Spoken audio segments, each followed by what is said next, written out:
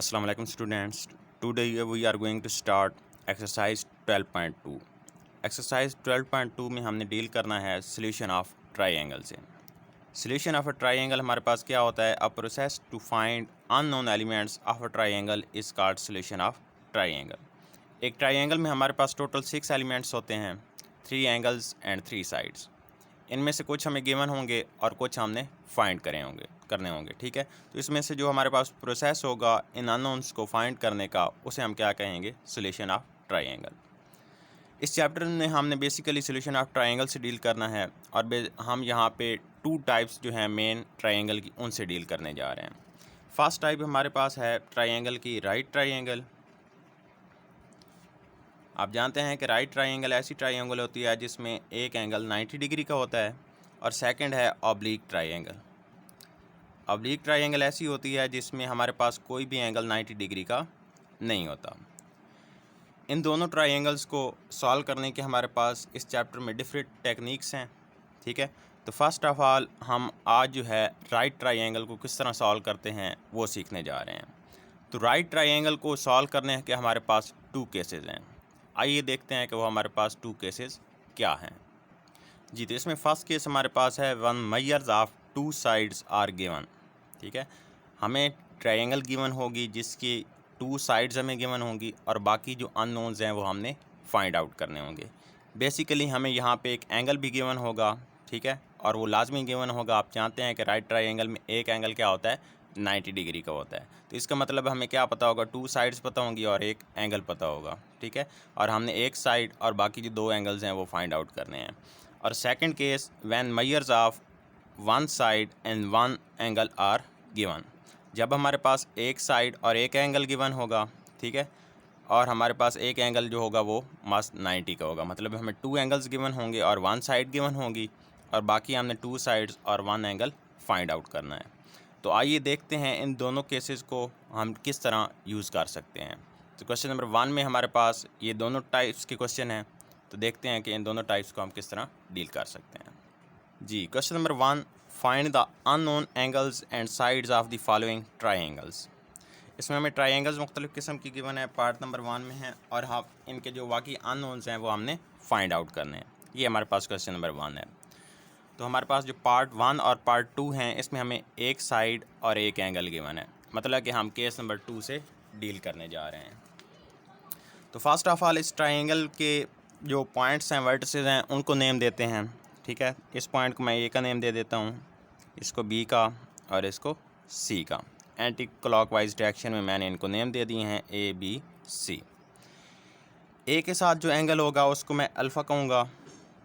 ठीक है, जो बी के साथ होगा उसको बीटा, और जो सी के साथ होगा इसको गैमा का नेम देंगे. ठीक है, और ए के जो अपोजिट साइड होगी इसको स्मॉल ए का नेम देंगे. जो बी के अपोजिट साइड होगी इसको स्मॉल बी का नेम देंगे, और जो सी के अपोजिट साइड होगी इसको स्मॉल सी का नेम देंगे. ओके जी, तो फर्स्ट ऑफ ऑल हमें यहाँ पे 2 एंगल्स गिवन हैं. एक 90 डिग्री का जो कि ट्राइंगल में होता है, और एक हमें जो गिवन है इस क्वेश्चन में वो है 45 डिग्री. हम जानते हैं कि एज वी नो दैट, ठीक है, the sum of angles of a triangle is 180 degree. ठीक है, so alpha plus beta plus gamma is equal to 180 degree. Okay जी, यहाँ पे हमने क्या करना है? गैमा फाइंड आउट करना है, जबकि अल्फ़ा और बीटा की वैल्यूज़ हमें पता है. तो यहाँ से gamma is equal to 180 degree minus alpha minus beta. Values put करेंगे. अल्फ़ा की वैल्यू हमारे पास 45 डिग्री है, माइनस 45 डिग्री, और बीटा की वैल्यू हमारे पास यहाँ पे ये 90 डिग्री का एंगल बन रहा है. तो बीटा हमारे पास है 90 डिग्री. तो यहाँ से हमारे पास गैमा की वैल्यू क्या आ जाएगी? 45 डिग्री. तो हमारे पास जो अननोन एंगल्स था वो हमने फाइंड कर लिया है. अब हमने यहाँ पे जो अननोन साइड्स हैं बी और सी, ये फाइंड आउट करनी है. अगर हमें यहाँ पे 2 साइड्स गिवन होती तो हम पाइथागोरस थ्योरम यूज़ कर सकते थे. पाइथागोरस थ्योरम को यूज़ करते हुए हम जो थर्ड साइड है उसको फाइंड कर सकते थे. लेकिन यहाँ पे प्रॉब्लम ये है कि हमें जस्ट क्या है? 1 साइड गिवन है. 1 साइड हमें गिवन हो तो हम ट्रिग्नोमेट्रिक रेशियोज़ को यूज़ करेंगे. ओके, तो first of all trigonometric ratios को यूज़ करने से पहले साइन अल्फ़ा या साइन गैमा इनमें से किसी को यूज़ करने से पहले हम क्या करेंगे कि हमें बेस, परपेंडिकुलर और हाइपोटेन्यूज का पता होना चाहिए। हमारे पास जहाँ पे 90 एंगल मान रहा होता है उसकी जो अपोजिट साइड होती है वो हमारे पास क्या होती है, हाइपोटेन्यूज होती है। तो ये साइड हमारे पास क्या है, हाइपोटेन्यूज है। अब जो बेस और परपेंडिकुलर हमारे पास होगा वो हम एंगल की रिस्पेक्ट से लेंगे कि हम इनमें से एंगल कौन सा चूज़ करते हैं। वो किस पे डिपेंड कर रहा होता है, एंगल पे डिपेंड कर रहा होता है कि इनमें से हम किस एंगल को एज अ रेफरेंस यूज़ करेंगे। तो मैं जो हमें गिवन एंगल था alpha is equal to 45 degree, इसको यूज़ करने जा रहा हूँ एज अ रेफरेंस एंगल। ठीक है, तो इस एंगल को यूज़ करेंगे तो इस एंगल के जो सामने अपोजिट साइड होगी, ठीक है, इस एंगल के अपोजिट साइड्स को हम क्या कहते हैं, परपेंडिकुलर कहते हैं। ठीक है, ये साइड्स हमारे पास क्या हो जाएगी, बी सी परपेंडिकुलर हो जाएगी। ठीक है, तो डेफिनेटली जो इन दोनों एंगल्स के दरमियान साइड होगी वो क्या होगी, बेस होगी। तो ये सी हमारे पास क्या हो जाएगी, बेस हो जाएगी। ओके, अगर हम गैमा को एज अ रेफरेंस एंगल लेते तो गैमा के अपोजिट साइड क्या थी, ये सी थी, तो इसके अपोजिट साइड क्या बन जाती, ये परपेंडिकुलर होता और ये फिर बेस होती। बेस और परपेंडिकुलर इस पे डिपेंड करता है कि हम किस एंगल को एज अ रेफरेंस यूज़ करने जा रहे हैं। ओके जी, तो हम यहाँ पे अल्फ़ा को यूज़ करने जा रहे हैं तो इसके अपोजिट साइड परपेंडिकुलर और ये साइड हमारे पास बेस हो जाएगी। जी, अब हमने सी की वैल्यू फाइंड आउट करनी है या फिर बी की करनी है। सी की पहली वैल्यू फाइंड आउट करते हैं तो इसके लिए मैं यूज़ करता हूँ tan अल्फ़ा को। tan alpha is equal to perpendicular, tan क्या होता है हमारे पास, perpendicular over base. Okay, values put करेंगे, अल्फ़ा की वैल्यू 45 डिग्री है, परपेंडिकुलर हमारे पास 4 है, ठीक है, और हमारे पास बेस क्या है, सी है। Okay, tan 45 degree is 1 is equal to 4 over C divide हो रहा है, इस साइड पे आके मल्टीप्लाई होगा तो सी इज़ इक्वल टू 4 आ जाएगा। तो यहाँ से हमने सी की वैल्यू फाइंड आउट कर ली है। नेक्स्ट हाइपोटेन्यूज फाइंड करना है तो इसके लिए साइन की ट्रिग्नोमेट्रिक रेशियो यूज़ करेंगे। Sine alpha is equal to perpendicular over hypotenuse, values put करेंगे, साइन अल्फ़ा की value 45 degree is equal to perpendicular is 4 और हाइपोटेन्यूज हमारे पास क्या है, बी है। Sine 45 degree is 1 over 2 square root is equal to 4 over B divide हो रहा है साइड पे आके मल्टीप्लाई हो जाएगा और 2 स्क्वायर रूट इधर डिवाइड हो रहा है साइड पे आके मल्टीप्लाई हो जाएगा। तो बी की वैल्यू यहाँ से हमारे पास क्या आ जाएगी, B is equal to 4 2 square root. ठीक है, तो इसी तरह आप इसका जो सेकंड पार्ट है वो आप सेम इसी मेथड से सॉल्व कर सकते हैं। फर्स्ट ऑफ ऑल आप सम ऑफ एंगल्स रहेंगे, आपको एंगल मालूम हो जाएगा, फिर आपको वन साइड गिवन है, जब आपको वन साइड गिवन होगी तो आपने ट्रिग्नोमेट्रिक रेशियोज़ को यूज़ करना है। आइए इसके जो केस नंबर 1 है उसका एक क्वेश्चन सॉल्व करते हैं। जी, तो थर्ड पार्ट में हमें 2 साइड्स गिवन है 5 और 10, मतलब कि हमारे पास ये फर्स्ट केस मान रहा है और एक राइट ट्राइंगल है तो ये हमें एक एंगल 90 डिग्री का होगा। तो यहाँ पे फर्स्ट ऑफ ऑल मैं इसको नेम दे देता हूँ। ठीक है, आपने कन्वेंशनल मेथड यूज़ करना है। ठीक है, इसको A B C, conventional method ये है कि आपने ए के सामने जो है इसको एंगल अल्फ़ा कहेंगे, बी के सामने वाले एंगल को बीटा कहेंगे, ठीक है, सी वाले को ये इसको गैमा कहेंगे। ओके, और ए के जो अपोजिट साइड होगी इसको आप क्या नेम देंगे, स्मॉल ए, सी के अपोजिट साइड को आप क्या नेम देंगे, स्मॉल सी, और बी के सामने जो साइड होगी इसको स्मॉल बी का नेम देंगे। ओके जी, तो अब हमारे पास ये जो एंगल यहाँ पे पहले था ना, यहाँ पे एंगल नहीं बना हुआ था जबकि यहाँ पे एंगल बना हुआ था। अगर आप ये इस क्वेश्चन की स्टेटमेंट देखें, ठीक है, तो यहाँ पे ये पहले एंगल बना हुआ है, तो इसी एंगल को हम एज अ रेफरेंस यूज़ करेंगे। इसको भी कर सकते हैं, कोई प्रॉब्लम नहीं है एज अ रेफरेंस, लेकिन बेटर ये है कि हम इस एंगल को एज अ रेफरेंस यूज़ करेंगे। ठीक है जी, तो फर्स्ट ऑफ ऑल आप देखें तो यहाँ में 2 साइड्स गिवन हैं, A is equal to 5 and C is equal to 10। जब भी आपको राइट ट्राइंगल में 2 साइड्स गिवन होंगी तो आप थर्ड साइड को फाइंड करने के लिए पाइथागोरस थ्योरम यूज़ करेंगे।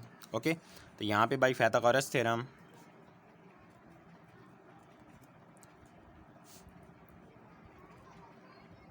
ठीक है। अब पाइथागोरस थ्योरम यूज़ करने के लिए आपको हाइपोटेनस, परपेंडिकुलर और बेस का पता होना चाहिए। ठीक है। तो यहाँ पे हम रेफरेंस एंगल क्योंकि बीटा ले रहे हैं, इस एंगल को एज अ रेफरेंस यूज़ कर रहे हैं। ठीक है।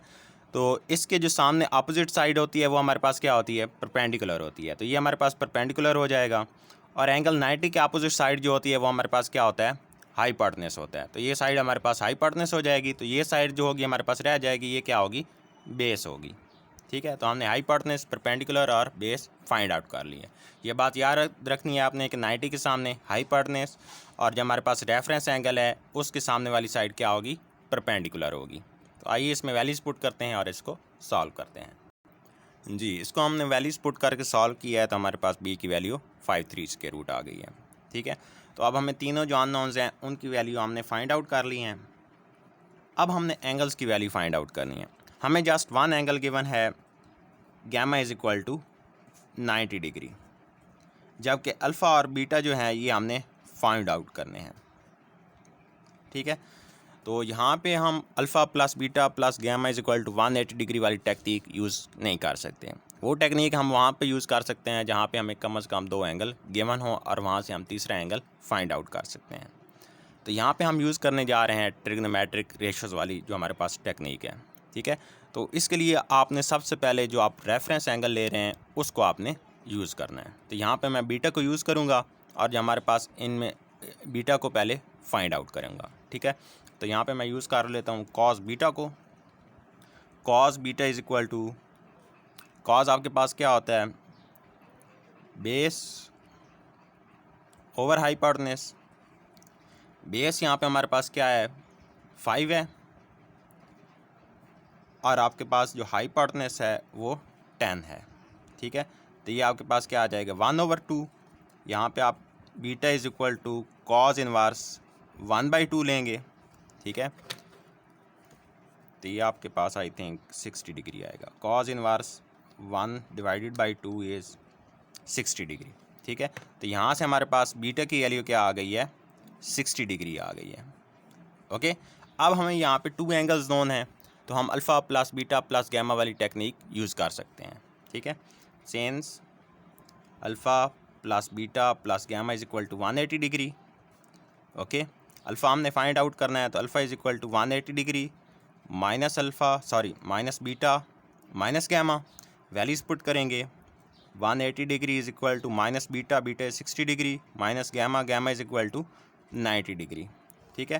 तो यहाँ से अल्फ़ा की वैल्यू हमारे पास क्या आ जाएगी, alpha is equal to 30 degree आ जाएगा। तो यहाँ से हमने सारे जो अननोन्स थे वो हमने फाइंड आउट कर लिए हैं। ठीक है। अगर यहाँ से आप दूसरे मेथड से सॉल्व करना चाहें अल्फ़ा की वैल्यू ट्रिग्नोमेट्रिक रेशियो से, तो इसके लिए भी आप कर सकते हैं। ठीक है। लेकिन यहाँ उस मेथड से सॉल्व करने के लिए आपको फिर जो है बेस और जो हाइपोटेनस परपेंडिकुलर हैं ये आपको चेंज करने पड़ेंगे। किस तरह करने पड़ेंगे वो भी मैं आपको चेक करके दिखा देता हूँ। लेट्स से आप यहाँ पे यूज़ करते हैं कॉस अल्फ़ा। ठीक है। अब आप अल्फ़ा को यूज़ कर रहे हैं। ठीक है। तो अल्फ़ा को यूज़ करने के लिए आप क्या करेंगे, यहाँ पे आपको बेस और परपेंडिकुलर चेंज करना पड़ेंगे। ठीक है। तो अल्फ़ा के रिस्पेक्ट से इसका जो अपोजिट साइड होगी इसके वो क्या होगी, ये परपेंडिकुलर साइड होगी। ठीक है। और ये आपकी क्या बन जाएगी, बेस बन जाएगी। ओके। अगर आप अल्फ़ा को यहाँ पे यूज़ करेंगे। ठीक है। तो ये हमारे पास क्या होता है, बेस ओवर हाइपोटेनस। जी, अल्फ़ा की रिस्पेक्ट से हमारे पास यहाँ पे बेस क्या है, 5/3 स्क्वायर रूट है, 5/3 स्क्वायर रूट, और हाइपोटेनस तो वही रहेगा। ठीक है, 10। तो ये हमारे पास क्या आ जाएगा, 3 स्क्वायर रूट बाई 2। तो यहाँ से alpha is equal to cos inverse 3 square root by 2। ठीक है। तो ये आपके पास यहाँ पे आप कैलकुलेटर पे फाइंड आउट करेंगे, cos inverse into 3 square root divided by 2। तो ये आपके पास 30 डिग्री आ जाएगा। तो इस मेथड से भी आप अल्फ़ा फाइंड आउट कर सकते हैं। लेकिन ये आपके पास ये जो मेथड है ये इजी है कि आप जो रेफरेंस एंगल यूज़ कर रहे हैं पहले उसकी वैल्यू फाइंड आउट कर लें और फिर ये टेक्निक यूज़ करके आप जो रिमेनिंग एंगल है उसकी वैल्यू फाइंड आउट कर लें। ठीक है। तो बाकी जो इसके पार्ट हैं वो आप सेम इसी तरह इन दोनों मेथड्स को यूज़ करते हुए सॉल्व कर सकते हैं। ठीक है। तो इट्स ऑल फॉर टुडे। अल्लाह हाफ़िज़ बेटा।